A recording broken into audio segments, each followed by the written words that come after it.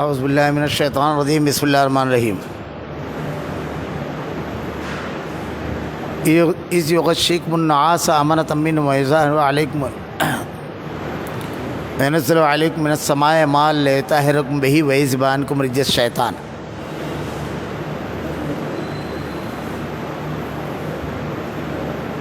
تمام تعریفیں اللہ رب العالمین کے لیے جو تمام جہانوں کا یک و تنہا خالق و مالک ہے، اور بے شمار درود و سلام و اللہ کے آخری نبی حضرت محمد صلی اللہ علیہ وسلم پر۔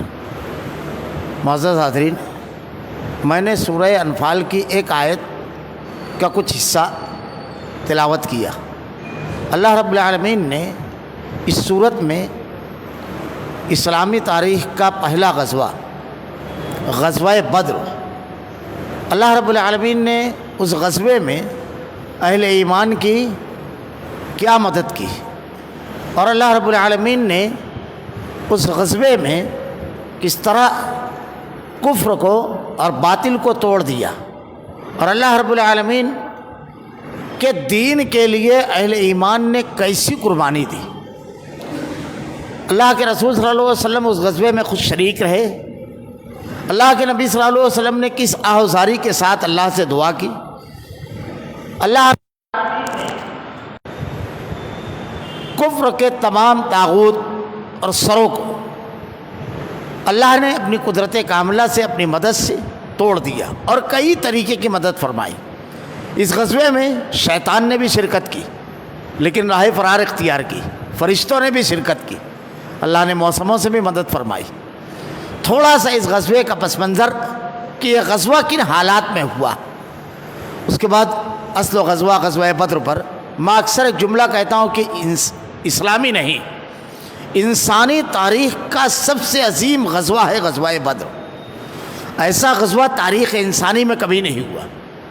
اس زمین کی پیٹھ نے اور اس نیلگو آسمان نے کبھی ایسا غزوہ اور ایسا منظرنامہ نہیں دیکھا جیسا کچھ غزوہ بدر میں ہوا۔ غزوہ بدر، اس کی اہمیت سمجھنے کے لیے صرف آدمی ایک حدیث سن لے کہ اللہ کے نبی صلی اللہ علیہ وسلم نے ارشاد فرمایا کہ اللہ نے آسمان سے ارشاد فرمایا بدر کے جتنے شرکا ہیں سب کے سب جنتی۔ اللہ کے نبی صلی اللہ علیہ وسلم نے ارشاد فرمایا کہ اللہ نے بدر کے شرکا کے بارے میں ارشاد فرمایا کہ وہ کچھ عمل کرنے میں اس پر کوئی گرفت نہیں ان کے۔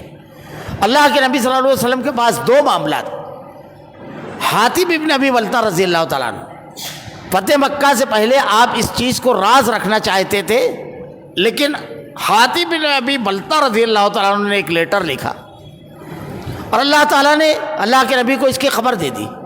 جب یہ معلوم ہو گیا کہ یہ خط حاتب ابن ابی بلتہ رضی اللہ تعالیٰ عنہ کا لکھا ہوا ہے کہ ایک بہت بڑا راز فاش ہو جاتا، تو اللہ کے نبی سے اجازت مانگی حضرت عمر رضی اللہ تعالیٰ عنہ نے کہ اللہ کے نبی ان کے اندر نفاق ہے، مجھ کو اجازت دیجیے قتل کر دوں۔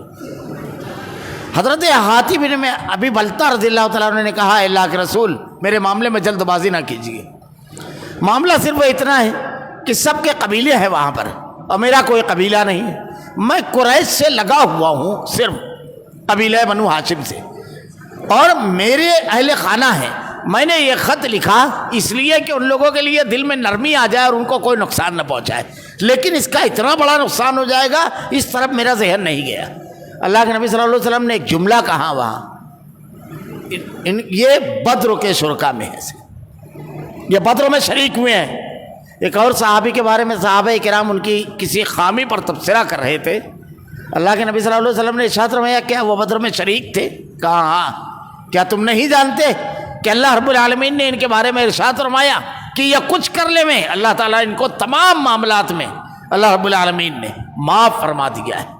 یہ ہے بدر کے شرکا۔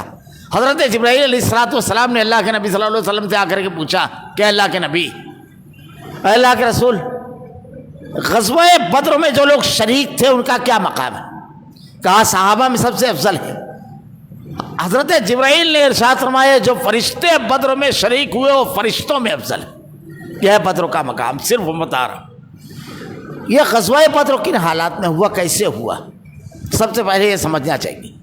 اللہ کے نبی صلی اللہ علیہ وسلم نے جب اللہ کے دین کی دعوت مکہ میں شروع کی تو مشرکین مکہ نے اس دعوت کو روکنے کے لیے جتنے وسائل ان کے پاس تھے سب کا استعمال کیا۔ کسی طریقے سے یہ دعوت رکے. اللہ کے نبی کو قتل کرنے کی 18 کوششیں کی, ظلم و ستم کیے, شیب ابی طالب میں بائیکاٹ کیا, دو ہجرتیں کی صحابہ نے, ایک حبشہ کی طرف ایک مدینہ کی طرف.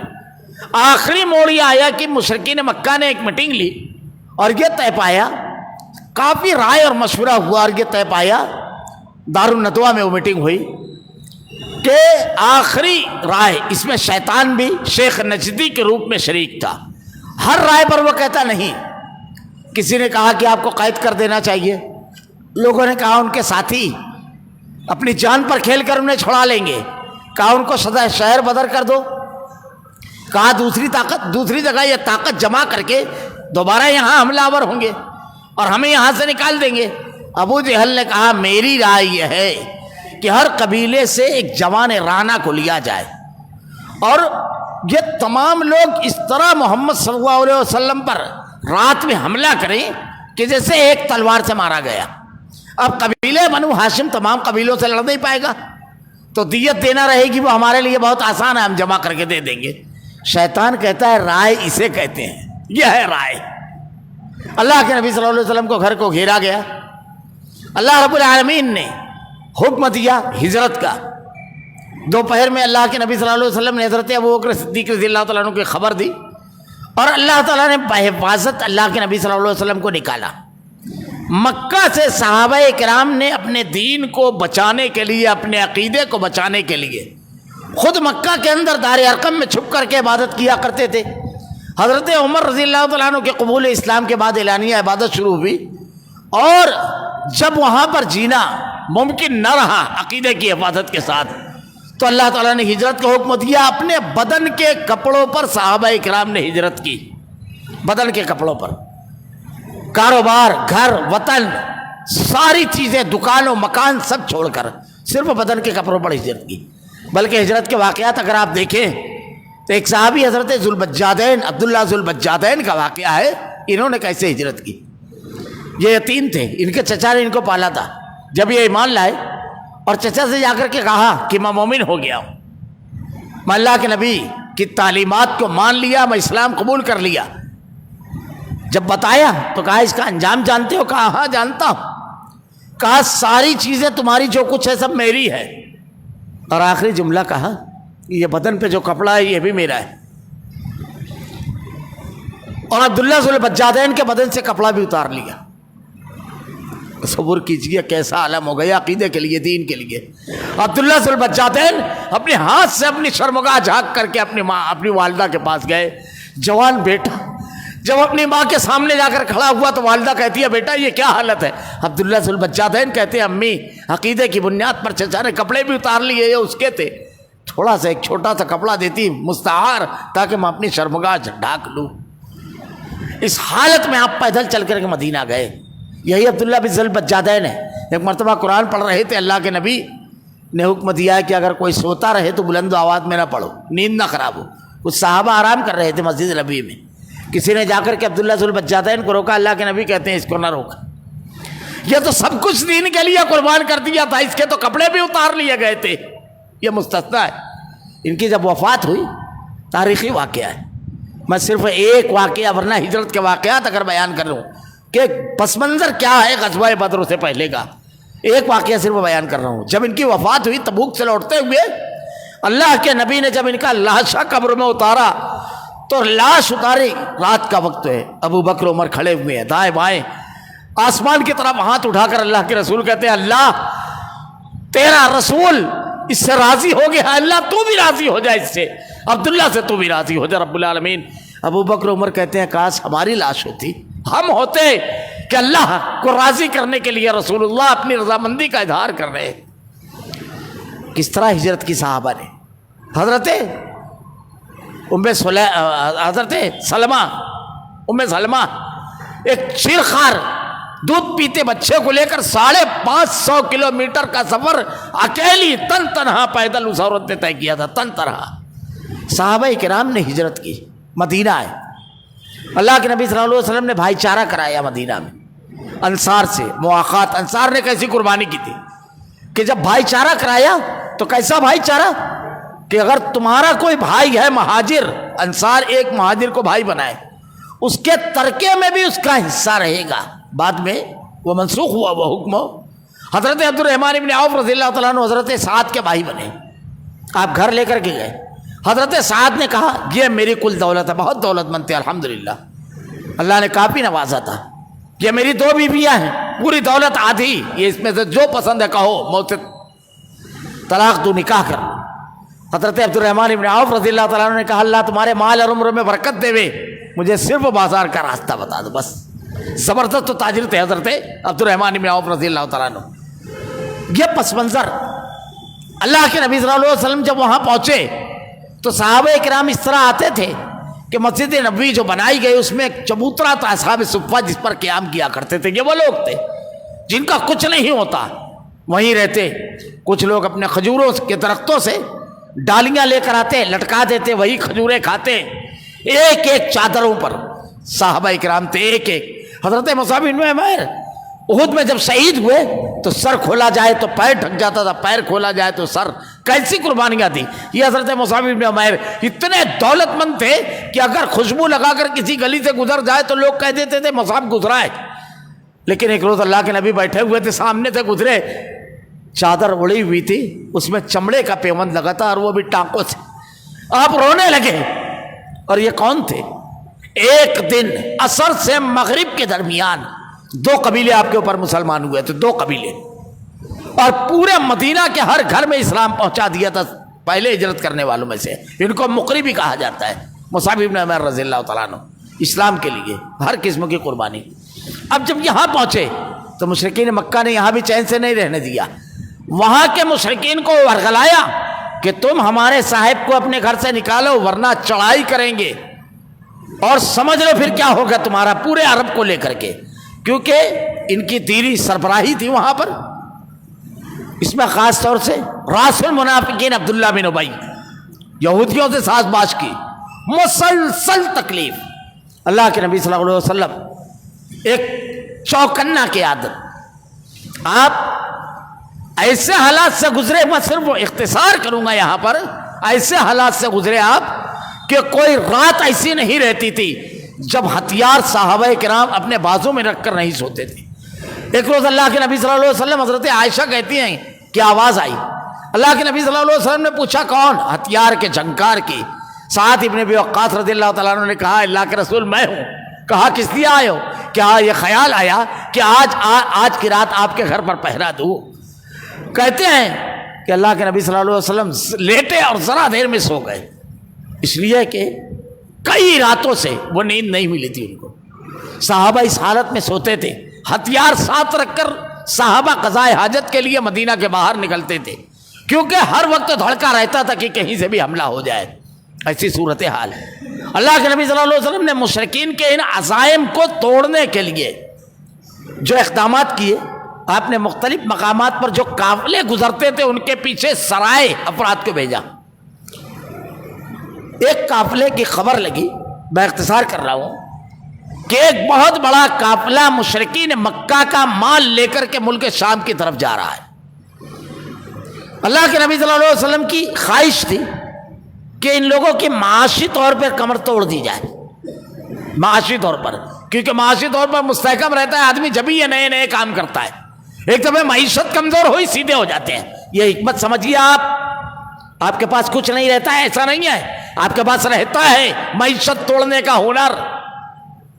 مگر منافقین آ کر کے بیچ میں کیا کہتے ہیں, ارے اس سے کیا ہوتا ہے, یہ ان کے بھیجے ہوئے ہوئے ہیں, یہ قومی غیرت و حمیت اور نبی کی سیرت سے ناواقف افراد ہیں جو یہ کہتے ہیں.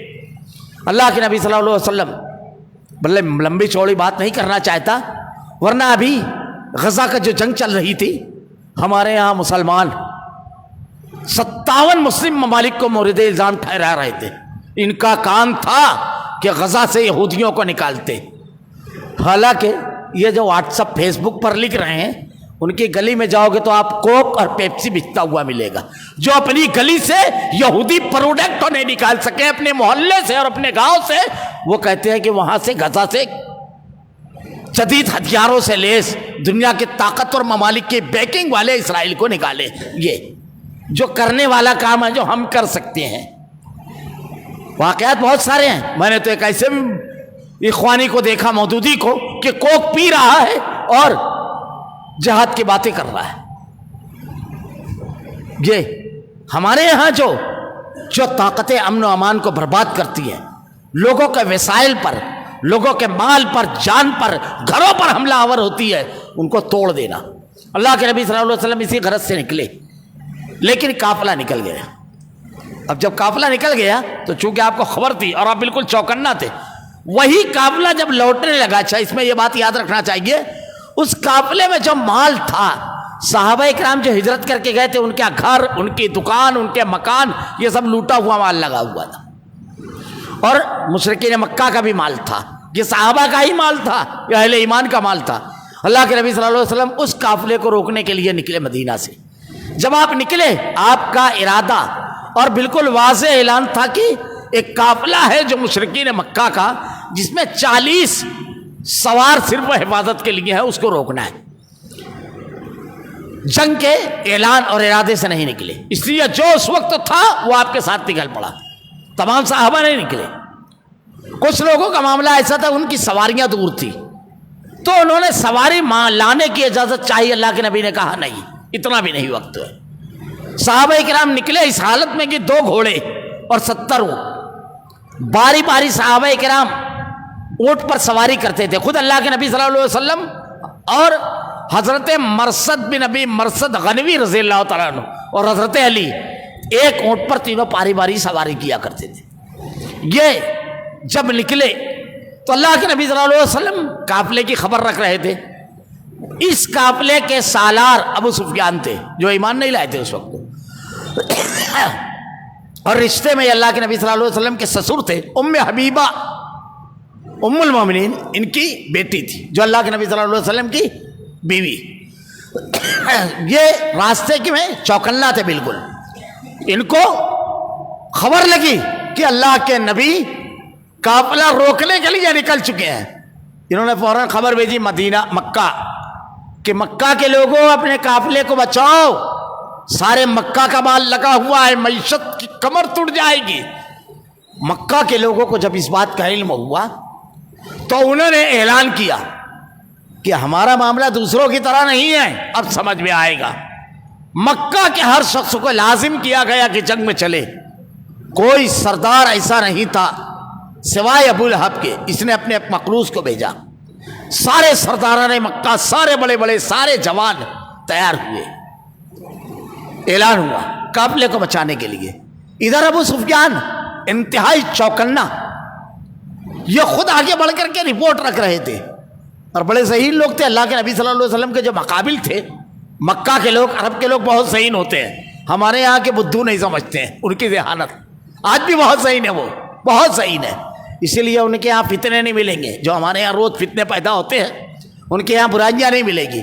جھوٹی خبریں ضرور آتی ہے، فلاں یہ ہو گیا، خبریں بہت بنائی جاتی ہے، بعد میں 3 دن بعد تردید آ جاتی ہے کہ یہ تو خبر جھوٹی تھی. ہمارے یہاں کیا ہو رہا ہے اس کی کوئی خبر نہیں. خیر جانے دیجیے. بڑے ذہین تھے.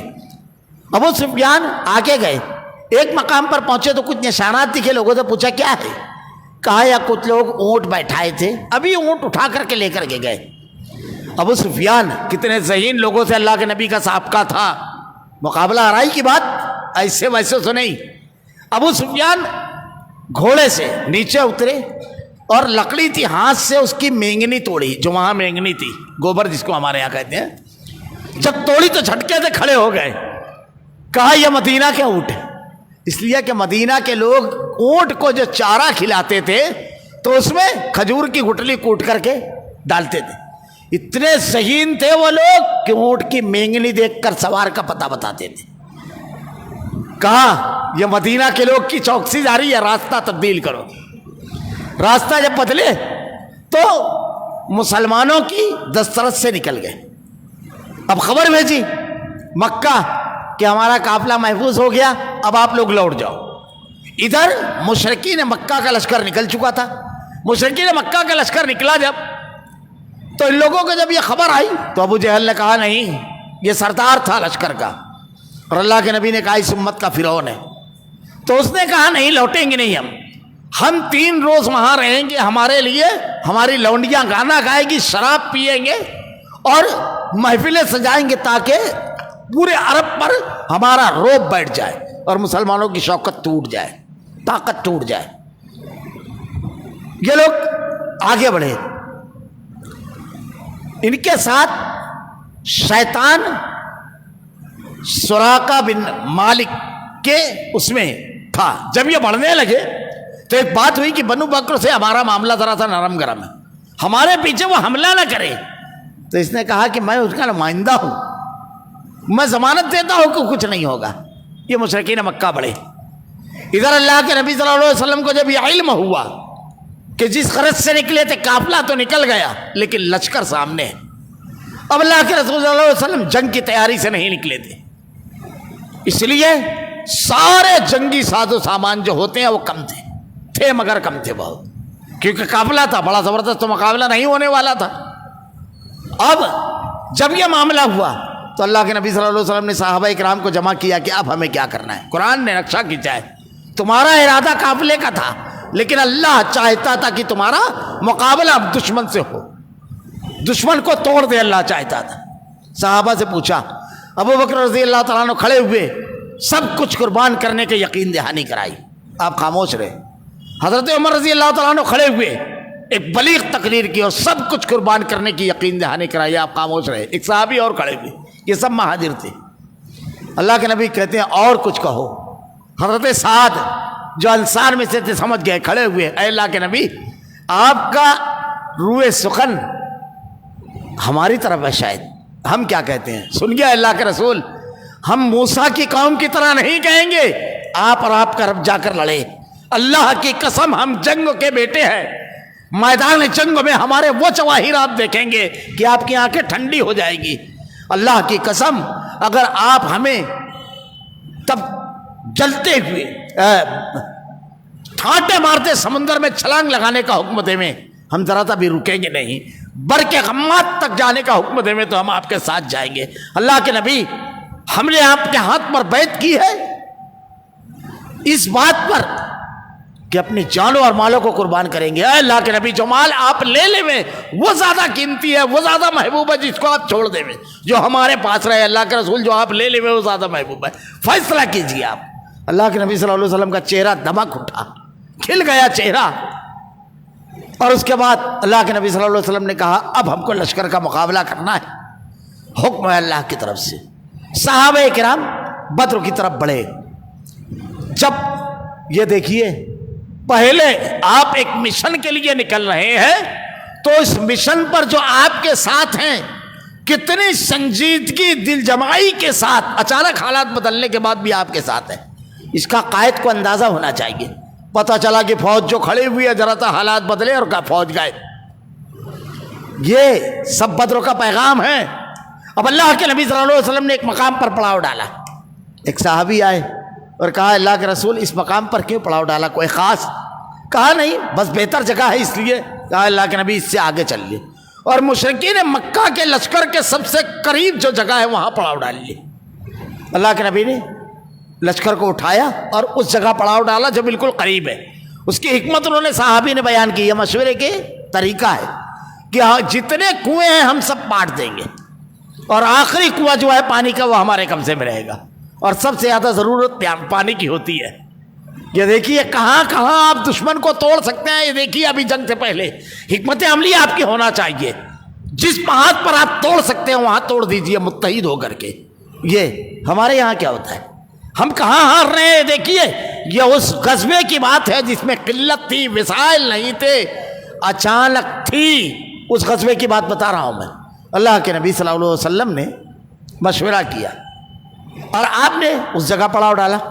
وہاں ادھر مشرکین مکہ کا لشکر جب آیا بدر میں تو وہاں پر ایسا ہوا کہ بدر میں جب پہنچے تو حکیم بن حزام کا معاملہ ہے، اس نے کہا یہ سردار مکہ تھا، عتبہ کے پاس آیا، سردار مکہ، کہا آپ سب سے سنجیدہ، سب سے ذہین و فطین اور سب سے بہترین رائے والے آدمی ہیں، اس قضیے کو، اس جنگ کو ٹال دیجئے، یہ ہمارے قبیلے کے ہمارے اپنے خون ہیں جن سے ہم لڑیں گے، آپ کر سکتے ہیں یہ.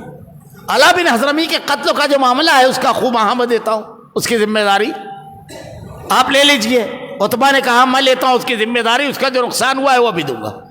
تم جا کے حنظلیہ کے پوت سے بات کرو, یہ ابو جہل کی ماں کا نام تھا.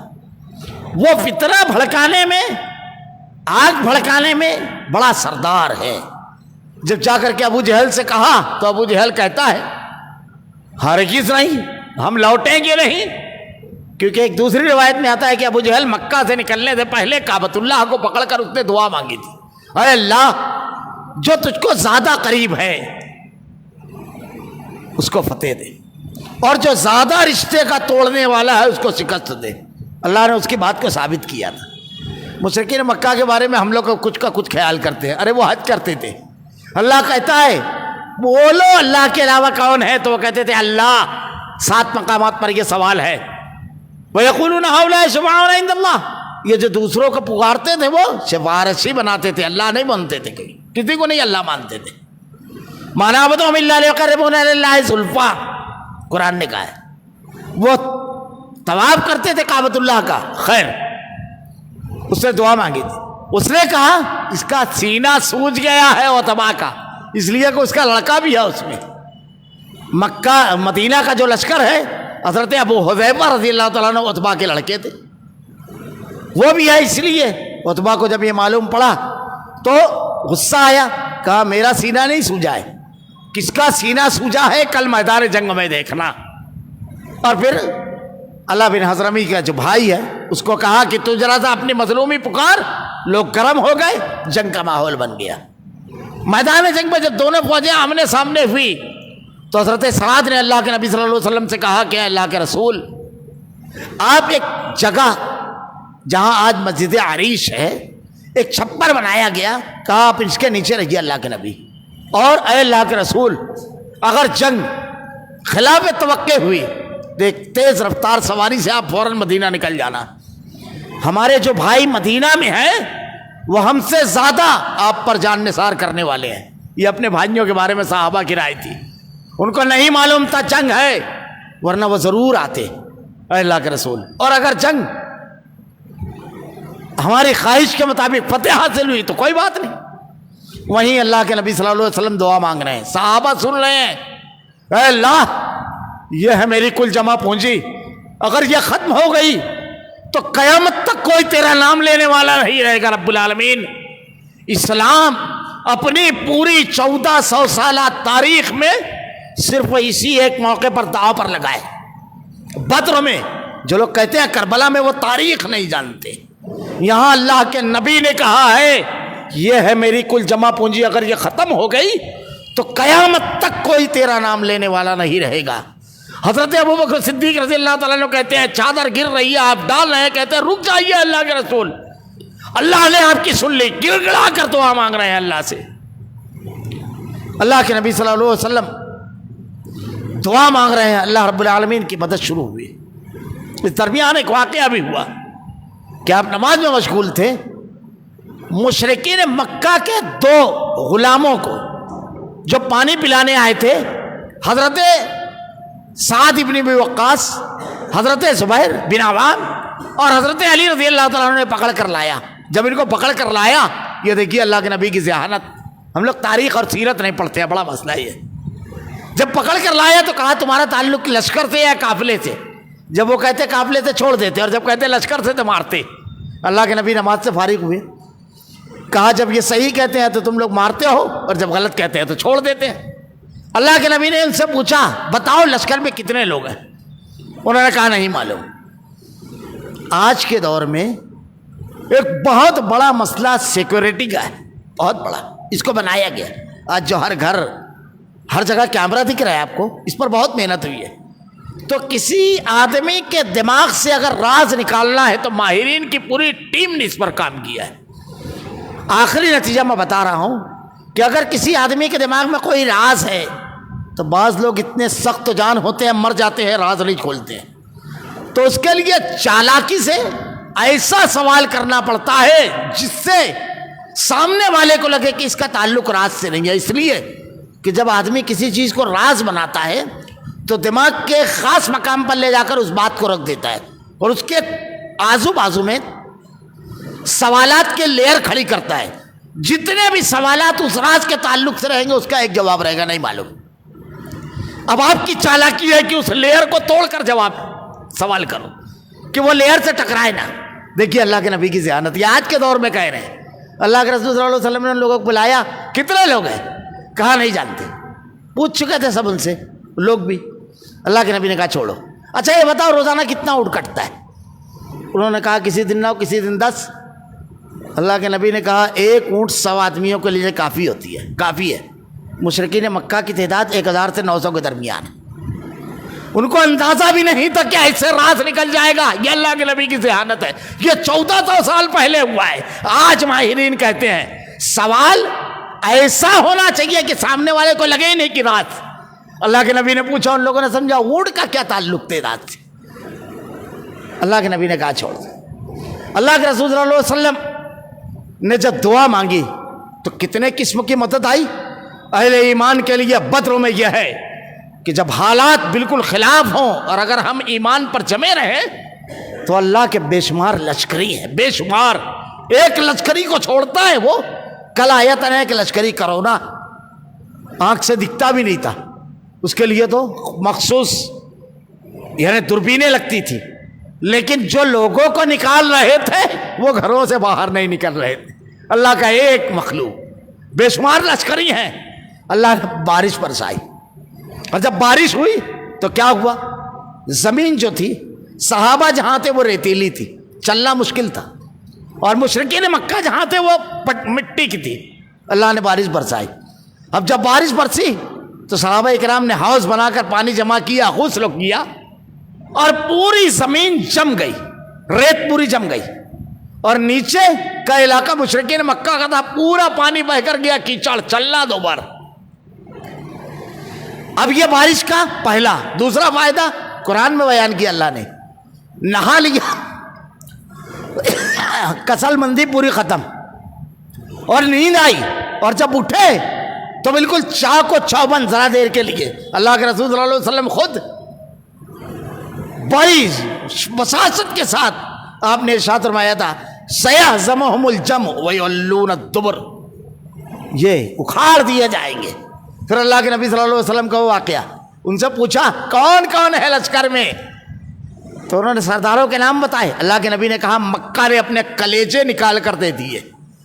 غزوے سے ایک دن پہلے اللہ کے نبی نے بتایا یہاں ابو جہل مارا جائے گا, عتبہ کا لاشا یہاں ملے گا, شیبہ یہاں قتل ہوگا, زمعہ یہاں پر انجام کو پہنچے گا, ایک ایک سردار کا نام لے کر. صحابہ کہتے ہیں کہ دوسرے روز ذرا سا بھی فرق سے نہیں تھا کوئی سردار. یہ اللہ کے نبی کے سچے نبی ہونے کی دلیل بھی ہے.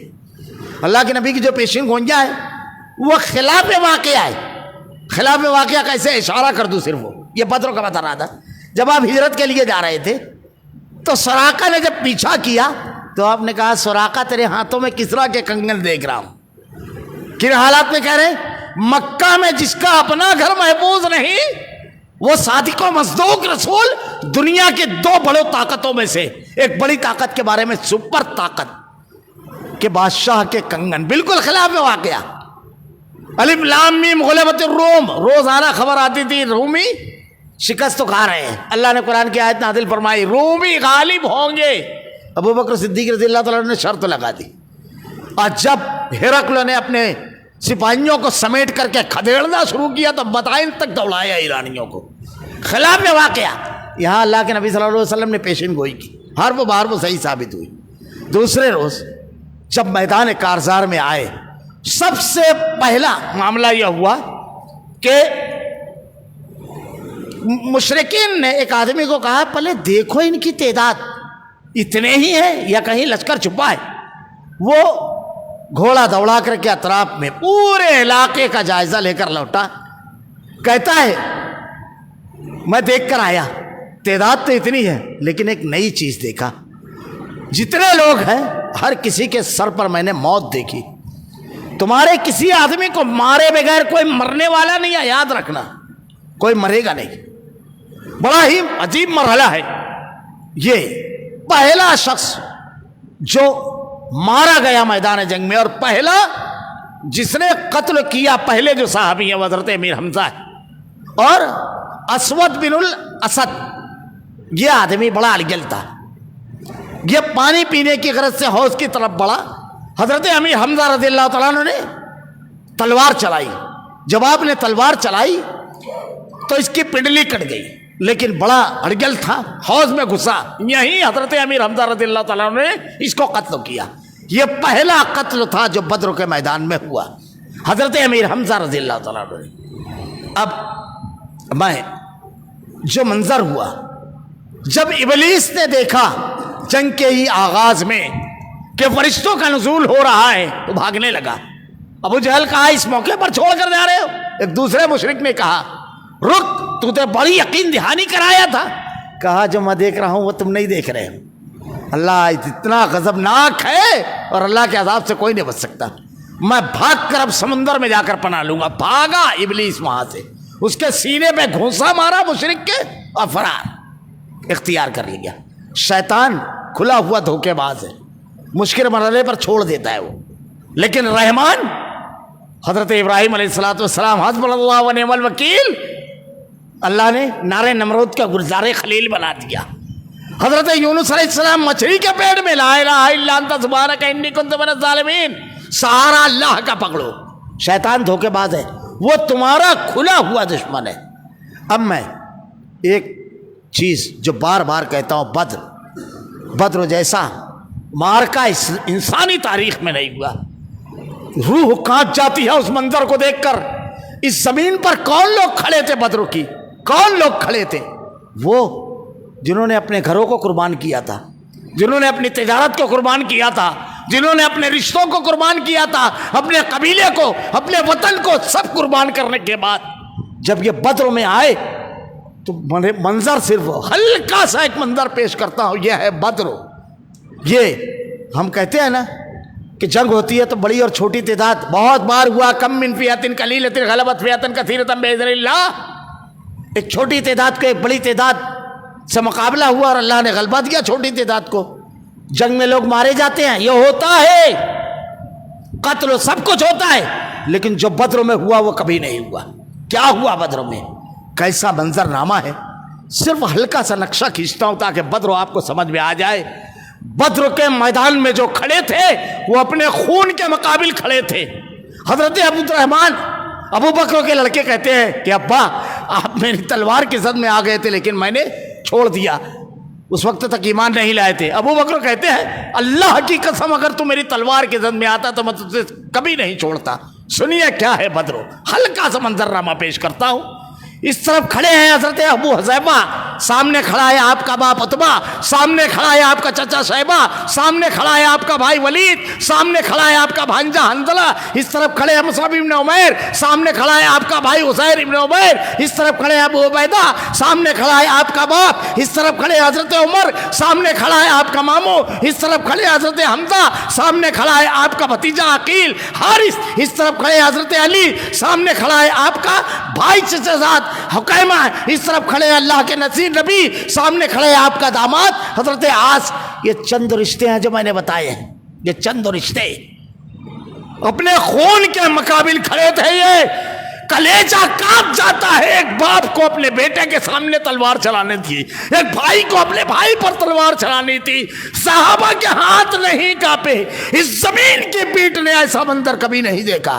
भाई ये तारीख हजरत उबैदा के वालिद 3 मरतबा आपके सामने है, 2 मरतबा आपने कहा हट जाओ, तीसरी मरतबा तलवार चला दी। हजरत उमर रज़ियल्लाहु तआला अन्हु के मामू आपने अपने हाथ से मारा। हजरत मुसअब बिन उमैर उनके भाई जब गिरफ्तार हुए तो कहते हैं साहबी से जरा कसकर बांधना, बहुत माल है इसके पास। अपने खून के मुकाबिल अल्लाह ने कहा था जब ये सब कुर्बान करने के बाद खून भी कुर्बान कर दिया। यह है बद्र के शुरका, यह है ग़ज़वा बद्र। अल्लाह के नबी सल्लल्लाहु अलैहि वसल्लम से बद्र के बाद क्या कहा था हज़रत उमर रज़ियल्लाहु तआला ने? आज इस दिन हम बैठे हुए हैं, उसी कुर्बानी का सिला है ये जो इस्लाम बाकी है। हज़रत उमर रज़ियल्लाहु तआला ने कहा अल्लाह के नबी मेरा रिश्तेदार मुझको दीजिए, अबू बकर का रिश्तेदार उसको दीजिए, علی کا رشتہ دار اس کو ہم اپنے رشتہ داروں کا معاملہ اپنے ہاتھ سے کریں گے تاکہ دنیا دیکھ لے ہمارا رشتہ صرف اور صرف اسلام کے ساتھ ہے۔ ایک صحابی اللہ کے نبی صلی اللہ علیہ وسلم سے کہتے ہیں اللہ کے رسول اس میدان کارزار میں اگر آدمی شہید ہو جائے تو؟ اللہ کے نبی صلی اللہ علیہ وسلم نے کہا جنت۔ کہا میرے لیے؟ کہا جنت۔ ہاتھ میں کھجور ہے، پھینک دی۔ کہا کھجور کھانے میں اتنا وقت لگے گا جنت کے حصول کا؟ گئے میدان جنگ میں لڑتے ہوئے شہید ہو گئے حضرت افرا کے دو بیٹے معاذ اور معوذ۔ افرا کا نصیب کہتے ہیں اللہ کے نبی صلی اللہ علیہ وسلم سے آ کر کے کہ اللہ کے رسول اللہ اپنے بندے کی کس بات پر خوش ہوتا ہے؟ کہا اللہ اپنے بندے کی دشمن کے اندر ڈبو دے میں اپنے آپ کو، بندے کی اس بات پر رب العالمین خوش ہوتا ہے۔ اللہ کے نبی نے ارشاد فرمایا کیا ہوا میدان بدر میں 70 مشرکین مکہ قتل ہوئے، 70 گرفتار۔ کیسی کیسی مدد آئی اللہ کی؟ اللہ نے مشرکین مکہ کے دل میں خوف ڈال دیا اور صحابہ کے اندر ایسی جرأت اور ایسی شجاعت کسی کو خاطر میں نہیں لاتے تھے۔ ایک روایت یہ بھی ہے کہ صحابہ کو بہت کم تعداد دکھتی تھی اور مشرکین مکہ کو زیادہ۔ ایک روایت یہ بھی ہے کہ ایک مرحلے پر مشرکین مکہ کو کم دکھی۔ ابو جہل کا یہ جملہ ہے قتل مت کرنا، صرف گرفتار کرنا۔ ابو جہل کہتا ہے رسیوں سے باندھنا تاکہ جنگ نہ ٹلے۔ صحابہ کرام کے دل میں اطمینان اتنا، تلوار چھوٹ رہی ہے میدان جنگ میں، واقعات ہیں اور ان کے دلوں میں خوف۔ دیکھیے بڑی عجیب بات ہے، مقابلہ جب زندگی میں ہوتا ہے تو ہار جیت لگی ہوئی ہے، کبھی جیتتا ہے آدمی کبھی ہارتا ہے، لیکن اگر آدمی حوصلہ ہار گیا تو جنگ نہیں جیتتا، لڑنے کی طاقت ختم ہو جاتی ہے۔ مشرکین مکہ حوصلہ ہار رہے تھے مشرکین مکہ۔ اللہ نے فرشتوں کو نازل کیا، صحابہ کرام کہتے ہیں کہ میں تلوار چلایا، میری تلوار گردن تک نہیں گئی اور مشرک کی سر کٹا۔ ایک صحابی کہتے ہیں میں چل رہا تھا، ایک مشرک کے پیچھے بھاگ رہا تھا، تڑاک کی آواز آئی، میں نے دیکھا اس کی پیشانی سے لے کر اس کی ناف تک کے سب کالا ہو گیا اور وہ گھوڑے سے گرا اور مر گیا۔ چابک تھا جو ایک فرشتے کا تھا۔ حضرت عباس رضی اللہ تعالیٰ عنہ کو گرفتار کر کے ایک انصاری صحابی اللہ کے نبی کے پاس آئے، کہا اے اللہ کے رسول میں نے گرفتار کیا۔ حضرت عباس کہتے ہیں نہ، یہ اللہ کے نبی کے چچا یہ جنگ میں زبردستی لائے گئے تھے، یہ اندر سے مسلمان تھے۔ اللہ کے نبی نے ان کے بارے میں کہا تھا ان کو کوئی نہ مارے۔ اللہ کے رسول صلی اللہ علیہ وسلم کے چچا یہ کہتے ہیں نہیں، مجھ کو جس شخص نے گرفتار کیا وہ بالکل گھوڑا چٹا چتکبرے گھوڑے پر تھا اور بنا بال والا۔ اللہ کے نبی نے صحابی سے کہا تم چپ ہو جاؤ، اللہ نے تیسرے آسمان کے فرشتے کے ذریعے تمہاری مدد فرمائی تھی۔ اللہ رب العالمین نے فرشتوں کا نزول فرمایا، اس میں ایسے ایسے واقعات ہوئے غزوہ بدر میں، یہ تو اپنے خون کے مقابل کھڑے ہو گئے، سب کچھ قربان کرنے کے بعد آخری قربانی میں بھی ان کا معاملہ یہ تھا، آخری قربانی جب دی غزوہ احد کا واقعہ ہے۔ سعد بن وقاص رضی اللہ تعالیٰ عنہ کے بھائی عمیر بن ابی وقاص حضرت اللہ کے نبی صلی اللہ علیہ وسلم کے جو دندان مبارک شہید ہوئے دانت غزوہ احد میں، میں صرف ضمناً بتا رہا ہوں ان کا رشتہ اسلام سے کیسا تھا، یہ کیسے تھے صحابہ کرام کے بارے میں آج لوگ لب کشائی کرتے ہیں، زبانیں کھولتے ہیں صحابہ کے بارے میں۔ اللہ کے نبی نے کہا احد پہاڑ کے برابر بھی سونا خرچ کر دو، کہاں سے وہ جذبہ لاؤ گے جو ان کے پاس تھا؟ کہاں سے قربانی کے اس انداز کو پہنچ پاؤ گے؟ کہاں؟ یہ سعد بن وقاص آپ کی حفاظت کر رہے ہیں، اور یہ کون ہے سعد بن وقاص؟ اس زمین کی پیٹھ پر کسی کے لیے یہ جملہ اللہ کے نبی نے نہیں کہا، کسی کے لیے اللہ کے نبی نے کہا تھا احد میں تجھ پر میرے ماں باپ قربان، اللہ اپنی بے شمار رحمت نازل فرما سعد بن ابی وقاص رضی اللہ تعالیٰ عنہ کا۔ یہ ان کے بھائی تھے جو حملہ کیا تھا۔ حضرت سعد بن ابی وقاص رضی اللہ تعالیٰ عنہ بہت تیزی سے تلوار لے کر دوڑے ان کے پیچھے، لیکن اس سے پہلے حاتب ابن ابی بلتہ پہنچے اور انہوں نے کام تمام کیا۔ حضرت سعد کہتے ہیں میری تمنا تھی کہ میں اپنے ہاتھ سے ماروں اس کو، نبی پر حملہ آور ہوگا، یہ تھا ان کا رشتہ۔ خیر بدر میں ایک اشارے میں صرف ایک واقعہ بتا دیا چلتے چلتے۔ میدان بدر میں حضرت عبد الرحمن ابن عوف رضی اللہ تعالیٰ عنہ کہتے ہیں کہ میں نے دیکھا دائیں بائیں کی، جیسے میدان جنگ میں اچھے لڑاکے اپنے اطراف میں ہو تو آدمی دائیں بائیں سے ہٹ کر کے ذرا سا بے پرواہی سے پھر سامنے لڑتا ہے۔ تو دو بچے تھے، انہوں نے پہلے پیر کو ہلایا اور کہا چچا ابو جہل کہاں ہے؟ اللہ کے نبی صلی اللہ علیہ وسلم نے کہا وہ دیکھو، تیر تلوار خنجر باڑ تھی، سارے مشرکین اس کے گرد تھے۔ کہا وہ جو بیچ میں دکھ رہا ہے وہ ابو جہل ہے۔ کیوں؟ کہا ہم سنتے تھے کہ اللہ کے نبی کو بہت تکلیف دیا ہے اس نے۔ میں لڑکوں کو دیکھنے لگا، معاذ اور معوذ دو بچے، یہ دونوں کسی طرح دشمنوں کو کاٹتے ہوئے ابو جہل کے قریب گئے۔ معاذ نے جب تلوار چلائی تو پیر پر لگی ابو جہل کے، اور ایسے ہی پیر اڑا کٹ کر کے پنڈلی کے لگ سے، وہ کہتے ہیں میں کوئی اور تشبیہ نہیں دے سکتا، جیسے گٹلی پر مسل ماری جائے اور کنارے کے حصے پر لگے اور سٹ سے اڑے، وہ ایسے ہی اڑی۔ حضرت اکرمہ رضی اللہ تعالیٰ عنہ جو ابو جہل کے لڑکے تھے، بعد میں ایمان لائے جو، اور بڑی زبردست قربانی ہے ان کی، بہت زبردست ہو، اسلام کا پہلا جانثار دستہ جس کو خودکشی دستہ کہتے ہیں، انہوں نے تیار کیا تھا، اور انہی کا واقعہ ہے۔ یرموک کے محاذ پر کہا تھا نکلو، کون ہے جو مجھ سے اس ہاتھ پر بیعت کرتا ہے؟ کیسی جنگ تھی یرموک جانتے ہو؟ تاریخ پڑھیے، 30,000 مسلمان، 4 لاکھ رومی، جوڑیے ایک آدمی پہ کتنے آدمی بیٹھتے ہیں؟ 10 سے زائد بیٹھتے ہیں، 3 لاکھ میں تو 10 ہو جائیں گے، 30,000 کا لشکر جرار۔ پہلے دن ایسا معاملہ ہوا، اتنی تیریں چلی کہ اس کو یوم العین کہا جاتا ہے، آنکھ کا دن، اتنی آنکھ پھٹی۔ حضرت ابو سفیان کی بھی ایک آنکھ کو متاثر ہوئی وہ جنگ۔ اسی میں حضرت اکرمہ رضی اللہ تعالیٰ عنہ نکلے اور کہا کون ہے جو مجھ سے اس ہاتھ پر بیعت کرے؟ موت، تخت یا تختہ، یا تو فتح یا اللہ کی جنت، شہادت۔ کون ہے؟ 400 لوگ نکلے، کوئی واپس نہیں آئے۔ حضرت اکرمہ رضی اللہ تعالیٰ عنہ 70 زخم، خالد بن ولید رضی اللہ تعالیٰ عنہ کے بچپن کے دوست تھے، ماڑی پر سر ہے، انہی کی وفات پر، شہادت پر حضرت خالد بن ولید رضی اللہ تعالیٰ عنہ انسانی تاریخ کا بے مثال سپہ سالار رو دیا۔ جب گھسے دشمنوں میں تو کسی نے کہا وَلَا تَهْلِكُوا رُؤُوسَكُمْ، اپنے آپ کو ہلاکت میں نہ ڈالو۔ حضرت اکرمہ رضی اللہ تعالیٰ عنہ کہتے ہیں میں جب اسلام کے خلاف نکلتا تھا، خندق میں یہ خندق عبور کر گئے تھے، فتح مکہ کے موقع پر بھی یہ حضرت خالد سے بھیڑے تھے، کہیں پیچھے نہیں رہتے تھے۔ کہا کبھی اپنی جان کی پرواہ نہیں کی، تم ہے اکرمہ کی زندگی پر اگر آج اپنی جان کی پرواہ کرے۔ آسمان کی طرف نظر اٹھائی اور کہا اللہ ہم مجھ کو اپنے لوگوں میں نہ لوٹانا، مجھ کو شہادت نصیب فرما رب العالمین، اور بہادری سے لڑتے ہوئے شہید ہو گئے۔ خیر ضمناً بات آئی تو کہہ دو، حضرت اکرمہ رضی اللہ تعالیٰ عنہ یہ جو تھے، انہوں نے تلوار چلائی، حضرت معاذ کے ہاتھ پر لگی۔ دیکھیے یہ ہے بدر، یہ ہے بدر۔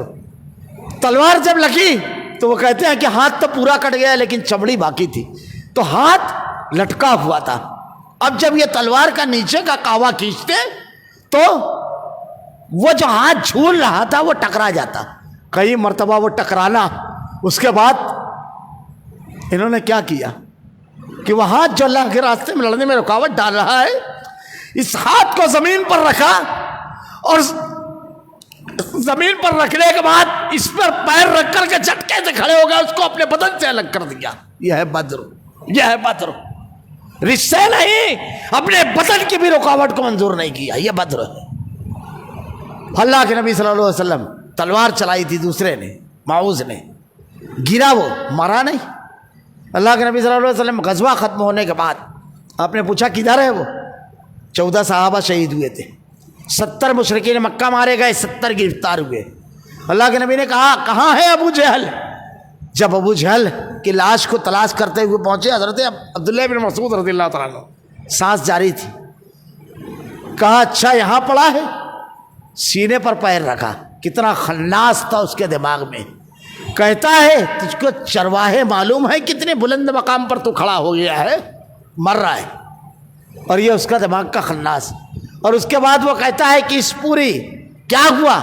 کہا جنگ میں شکست ہوئی، اللہ نے غالب کیا اہل ایمان کو، کہتا ہے کہ اس پورے علاقے میں مجھ سے بھی زیادہ عزت دار کوئی ہے؟ اس کے بعد جب آپ قتل کرنے کے لیے تلوار اٹھائی تو کہتا ہے میری گردن سینے کی طرف سے کاٹنا، مرنے کے بعد بھی سردار نظر آؤ۔ اتنا خناس تھا اس کے دماغ میں۔ حضرت عبداللہ بن مسعود رضی اللہ تعالیٰ عنہ نے اسے انجام تک پہنچایا۔ غزوہ بدر میں صحابہ اکرام نے جو قربانیاں دی، اپنے رشتہ دار، اپنی جان، اپنی مال، سب کچھ قربان کیا۔ اللہ رب العالمین کی مدد کتنے طریقے کی آئی۔ شاعر کہتا ہے فضائے بدر پیدا کر فرشتے تیری نصرت کو، اتر سکتے ہیں گردوں سے قطار اندر کا درب بھی۔ جب میدان جنگ میں معاملہ ختم ہوا، جنگ ختم ہوئی، میں بہت انتظار کر رہا ہوں، ورنہ سورہ انفال آپ پڑھیے، اللہ نے بار بار اس میں بیان کیا ہے کہ کیا کیا حالات ہوئے۔ کچھ لوگوں کے حوصلے ٹوٹے، اللہ نے حوصلہ بڑھایا۔ صحابہ اکرام کو کس طرح لڑنے کا حوصلہ اللہ کے نبی نے دیا۔ قائد کو اپنے متعلقین کو حوصلہ دینا چاہیے، متعلقین کو قائد کے ساتھ اس طرح لگنا چاہیے کہ بدر کے منظر میں دیکھیے کہ اس مشن کے لیے، اس دین کے لیے ہر چیز قربان کر دینے والے آپ کے ساتھی تھے۔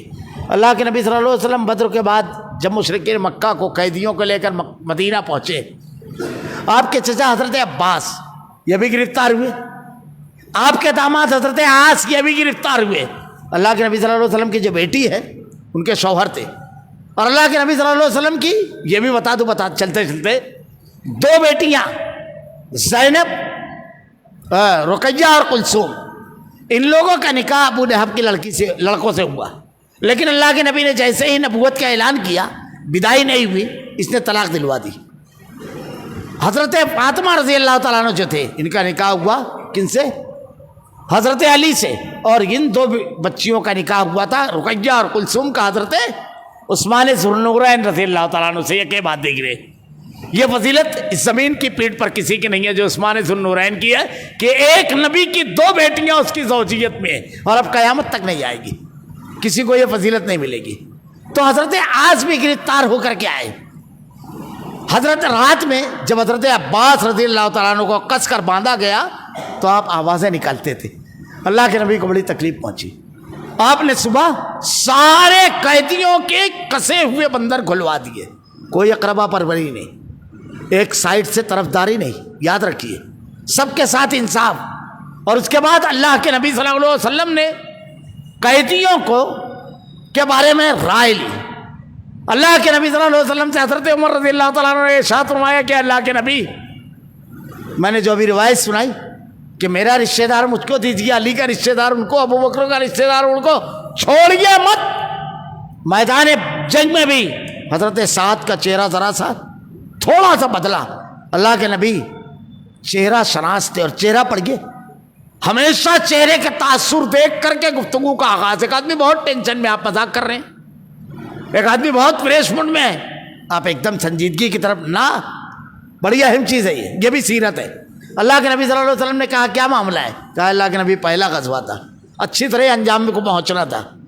اللہ کے نبی صلی اللہ علیہ وسلم کا معمول تھا غزوے کے بعد 3 روز آپ وہاں قیام کرتے، آپ نے 3 روز قیام کیا۔ مشرکین مکہ کے لاشیں سرداروں کی، 26 سرداروں کی لاشوں کو گھسیٹ کر ایک کنویں میں ڈالا گیا۔ حضرت ابو حذیفہ رضی اللہ تعالیٰ عنہ جن کے 4 رشتہ دار تھے، اور پہلے حملے میں 3 مارے گئے، کیونکہ جب جنگ شروع ہوئی تھی تو اس طرف لشکر سے مشرکین مکہ کے عتبہ، شیبہ، ولید، عتبہ اور شیبہ بھائی تھے، اور ولید عتبہ کا بیٹا، اور حضرت حذیفہ رضی اللہ تعالیٰ عنہ کا بھائی، اور ایک چچا اور باپ۔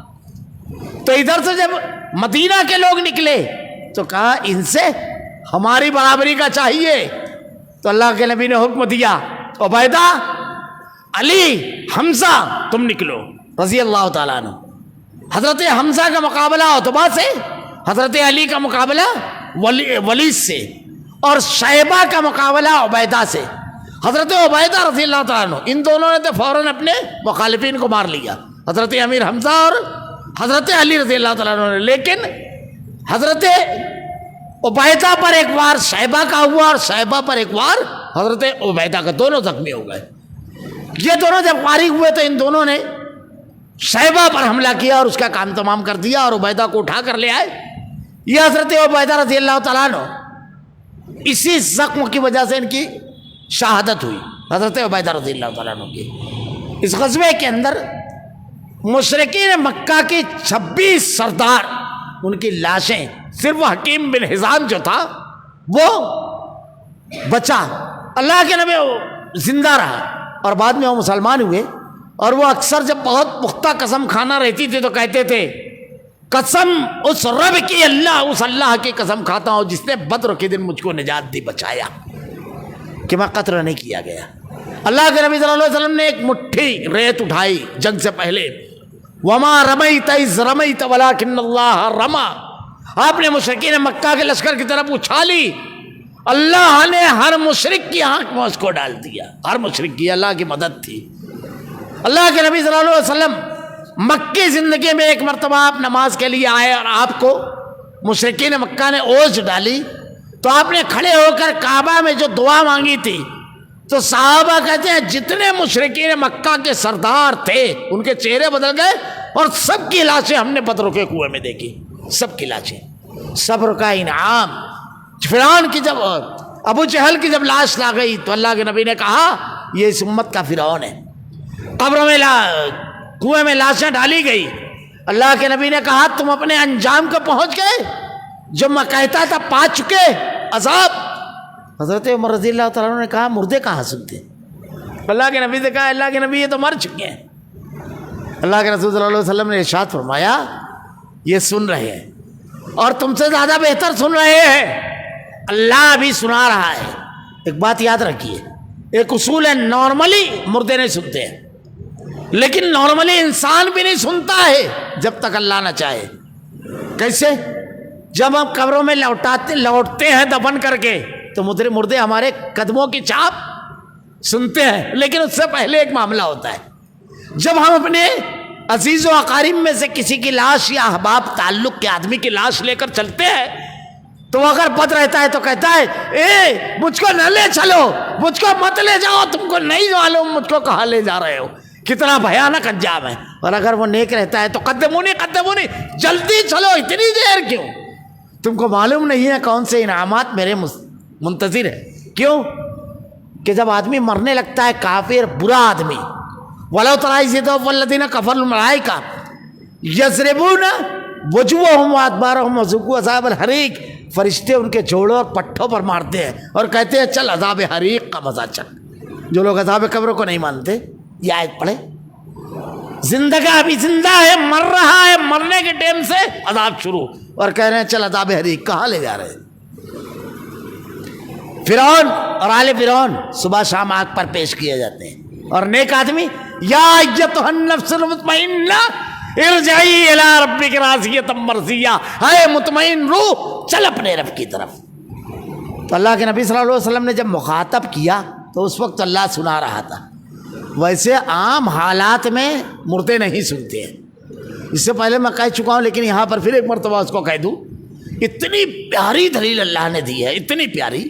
ویسے تو قرآن و حدیث کی سب دلیلیں ایسی ہیں, اور قرآن جو ہے اس میں ہر کوالٹی, ایک جاہل جس نے کبھی مکتب نہیں دیکھا اور آکسفورڈ کا ڈین, وہ ہر کوالٹی کے آدمی کے لیے دلیل ہے.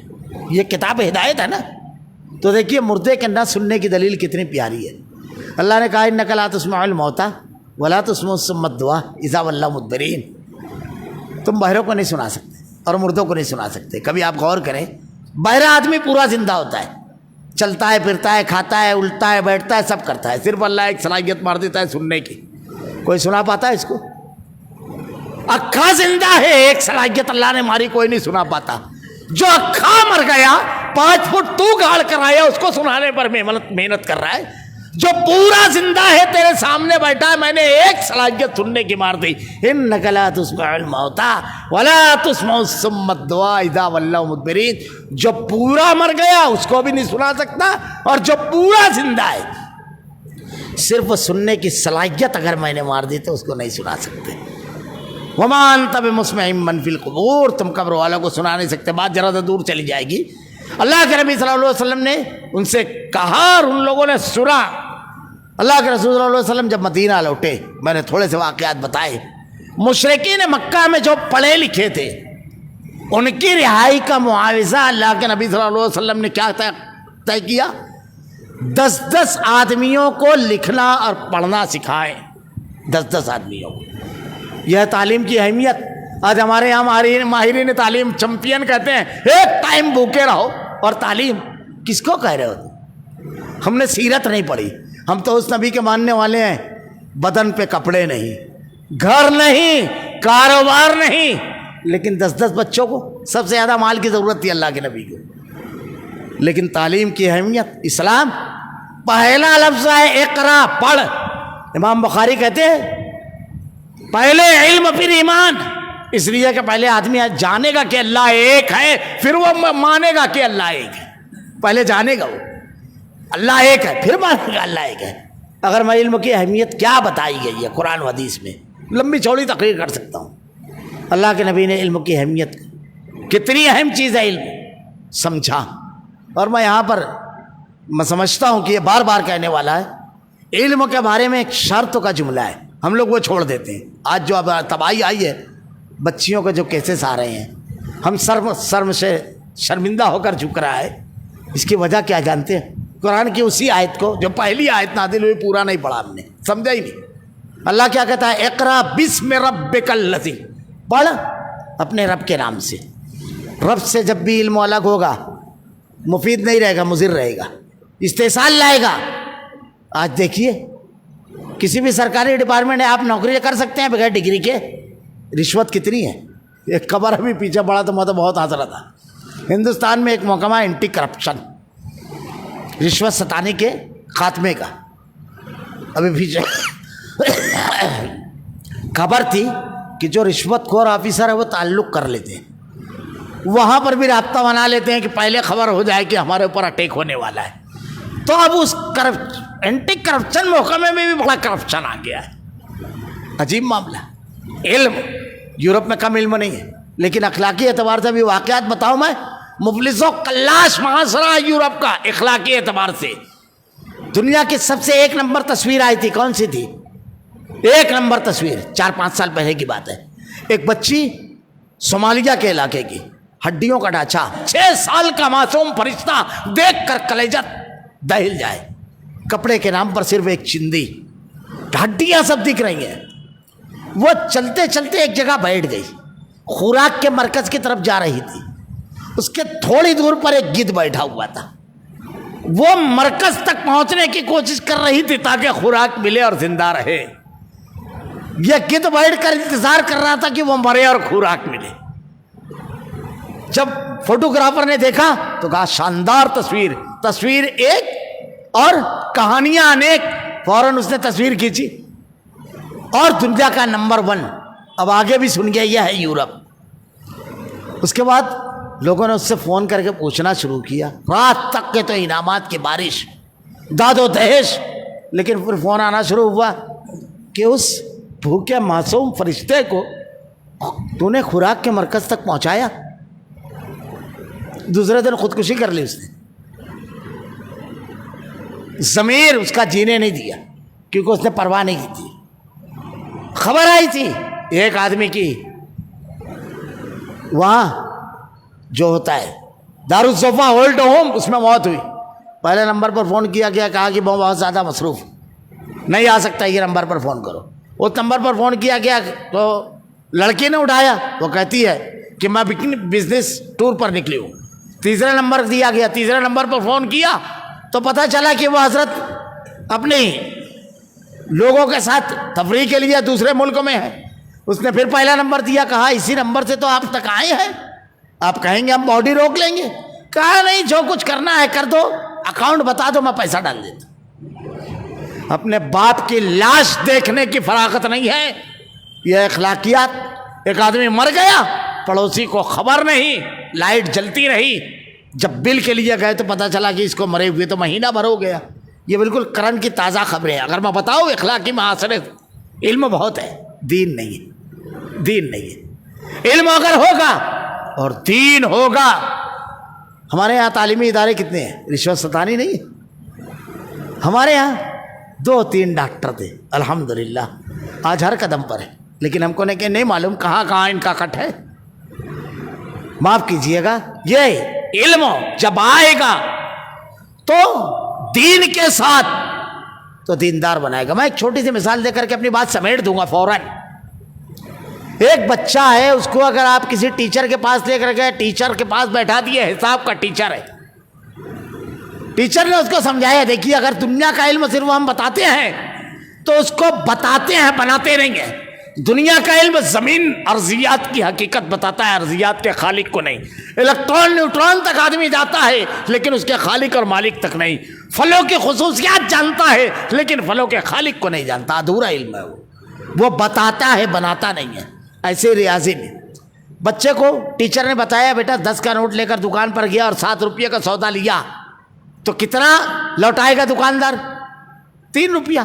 بچے نے حساب کا رکٹا مار لیا، اب واقعی 10 کا نوٹ لے کر گیا دکان پر، 7 کا سودا لیا لیکن بھیڑ بہت زیادہ تھی، دکاندار حساب کرنے میں چوک گیا، حساب الٹا کر دیا۔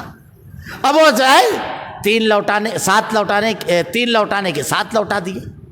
الجبرا اب اس کو نہیں بولتا ہے کیا کرنا ہے، اس کو تو معلوم پڑ گیا کہ 4 زیادہ ملا ہے، حساب تو وہ جانتا ہے۔ 4 جیب میں رکھا، 3 امی کو دیا۔ اس کو ایماندار بتائے گا اس کا دین، اس کی دیانتداری، وہ دین کہے گا بیٹا یہ جو زائد ملا ہے دکاندار جو چوکا ہے لوٹا دے۔ اقرا بسم ربک الذی، پڑھ اپنے رب کے، رب کو کبھی الگ نہیں کرنا۔ علم مفید نہیں ہے ہر جگہ، رب اگر تجارت سے رب الگ ہوگا، استحصال ہر جگہ۔ خیر جانے دیجیے، بات لمبی۔ اللہ کے نبی صلی اللہ علیہ وسلم نے 10 لوگوں کو معاوضہ رکھا، باقی مشرکین مکہ جو تھے ان لوگوں کو جو گرفتار تھے ان لوگوں کو اللہ کے نبی نے معاوضہ لے کر رہائی دی۔ حضرت عمر رضی اللہ تعالیٰ عنہ کی رائے کی اہمیت کا اندازہ اس سے لگایا جائے کہ دوسرے روز جب اللہ کے نبی سے ملنے آئے تو حضرت ابو بکر اور عمر رضی اللہ تعالیٰ عنہ، حضرت ابو بکر اور اللہ کے نبی رو رہے تھے۔ اللہ کے نبی صلی اللہ علیہ وسلم سے حضرت عمر رضی اللہ تعالیٰ عنہ نے دریافت کیا، قرآن نے نقشہ کھینچا ہے کہ کیا معاملہ ہے، وجہ کیا ہے؟ اگر رونے کی وجہ رہی تو میں تمہارے ساتھ روؤں گا ورنہ تسلی دوں گا۔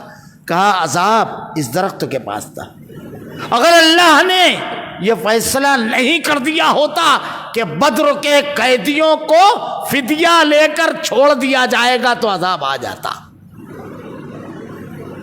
اللہ کے نبی صلی اللہ علیہ وسلم نے سب کو فدیہ لے کر چھوڑا۔ اللہ رب العالمین نے اس غزوے سے مسلمانوں کی شوکت میں اضافہ کیا۔ اہل ایمان کتنی حد تک کے دین کے لیے قربانی دے سکتے ہیں اس کا واضح اعلان فرمایا، اور اس غزوے میں کفر کی شوکت و طاقت کو توڑ دی۔ بس آخری بات، جب اس شکست کی خبر مکہ پہنچی تو صفوان جب یہ سنا تو کہتا ہے یہ جو خبر لے کر آیا ہے یہ پاگل تو نہیں ہے، اس سے پوچھو میں کہاں ہوں۔ تو کہا صفوان کہاں ہے؟ کہا یہ حتیم میں بیٹھا ہوا ہے۔ ابو لہب، اس کے بعد جب یہ خبر آئی، ابو لہب جو تھا یہ غزوہ بدر کے 10 روز بعد مرا تھا۔ اس کو عدسہ نامی ایک گٹلی بغل میں نکلتی تھی، وہاں پر بڑی خطرناک بیماری طاعون جیسی وہ نکلی، اور جب یہ مرا بڑی بدترین بہت مرا، یہ جب مرا تو راستے پر مرا۔ اس کے اپنے بچے اور کوئی شخص اس کی لاش کے قریب نہیں آتا تھا، 2-3 روز ہو گیا۔ اس کے بعد لوگوں نے کہا تم لوگوں کو شرم نہیں آتی، اپنے باپ کی لاش ایسے پڑی ہوئی ہے؟ تو ان لوگوں نے کیا کہ کچھ غلاموں کو بلایا اور کہا بڑا کھڈا کھودو۔ کھڈا کھودے اور ہمارے یہاں جیسے کہتے ہیں بلی یا بھانس، تو اس سے ڈھکیل کر کے اس کی لاش اس گڑھے میں گرائی اور دور سے پتھر اور یہ سب پھینک کر کے اس گڑھے کو برابر کیا۔ یہ بیٹھا ہوا تھا، یہ جب پوچھا بولے بھتیجا بتاؤ ہوا کیا تھا؟ بولے بس میں اتنا کہہ سکتا ہوں کہ ہم نے اپنے سر ان کے سامنے جا کر دے دیا اور انہوں نے ہم کو جیسے چاہا مارا۔ یہ معاملہ تھا۔ یہ مکہ میں پابندی لگا دی گئی کہ کوئی شخص اپنے مرنے والے کا مرثیہ نہیں کرے گا، اور وہ جو پورا مال تھا کافرے کا وہ روک لیے کہ آئندہ جنگ میں یہی پورا مال استعمال ہو کر کے اپنے مقتولین کا بدلہ لیں گے۔ غزوہ احد اس کے بعد ہوئی۔ اللہ رب العالمین سے دعا ہے کہ رب العالمین غزوہ بدر میں جو قربانیاں صحابہ کرام نے دی، اے اللہ جن قربانیوں کی بنیاد پر اللہ رب العالمین تیری طرف سے بشارت اور خوشخبری ہے، اے اللہ تجھ سے ایسی محبت دل میں ڈال دے رب العالمین، دین کی ایسی محبت ڈال دے اللہ کہ ہم سب کچھ قربان کرنے والے بن جائیں دین کے لیے۔ اللہ ایسا عمل کرنے والا بنا دے رب العالمین۔ الہ العالمین بڑے مخدوش حالات سے امت مسلمہ گزر رہی ہے، اے اللہ ہدایت دینے والا، ان حالات میں صحیح اقدام کی توفیق دینے والا رب العالمین تو ہے، ہمیں ہدایت دے، ہمیں توفیق دے، ہم تیرے بڑے کمزور بندے ہیں، ہم میں اور گناہوں میں دوری پیدا فرما دے۔ الہ العالمین جنت میں لے جانے والے اعمال کرنے کی توفیق دے، جہنم میں لے جانے والے اعمال سے دلوں میں نفرت پیدا فرما، ہمارا خاتمہ ایمان پر فرما۔ ربنا لا تزغ قلوبنا بعد إذ هديتنا وهب لنا من لدنك رحمة إنك أنت الوهاب سبحانك اللهم وبحمدك أشهد أن لا إله إلا أنت أستغفرك وأتوب إليك۔ ہمارا بیتا ہونا تو